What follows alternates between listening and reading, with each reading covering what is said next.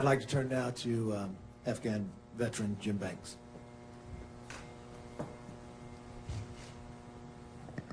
I too want to thank the leader. The leader is doing what the Speaker of the House is not doing.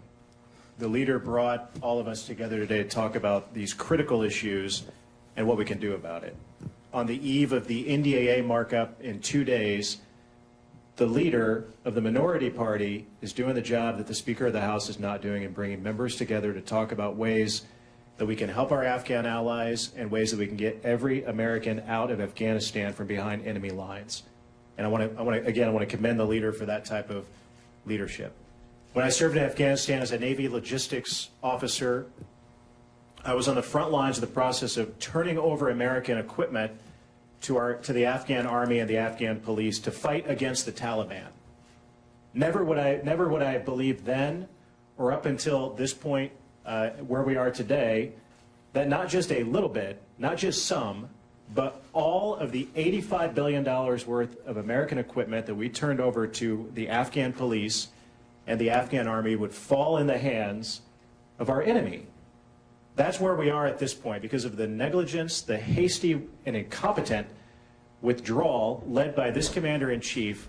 All of the $85 billion worth of equipment has been left behind and fallen into the hands of the Taliban without any plan. There was never a plan by this administration or the Pentagon to destroy or evacuate any of that equipment, knowing what we now know is that they knew, this administration knew, that the situation on the ground would deteriorate and the Taliban would take over the country.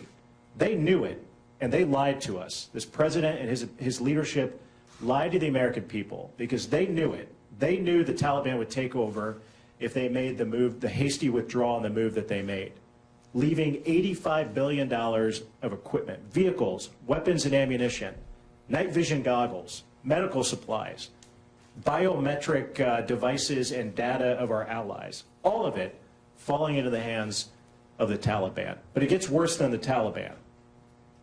This administration has known from day one when they took over, and the Pentagon leadership has known for years that the Taliban is one thing, but the far greater threat is ISIS-K. They've been warning us about it. They've warned us about it before the House Armed Services Committee.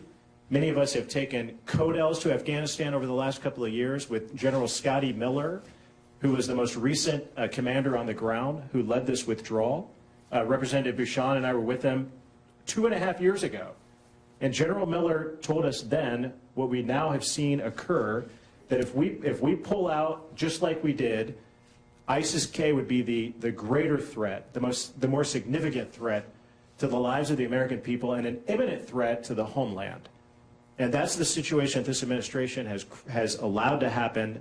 It's unforgivable, and we're going to continue to fight like hell to get every American out of the country, but also to hold those accountable for what they've created, the mess that they've created in this country. So with that, I yield back.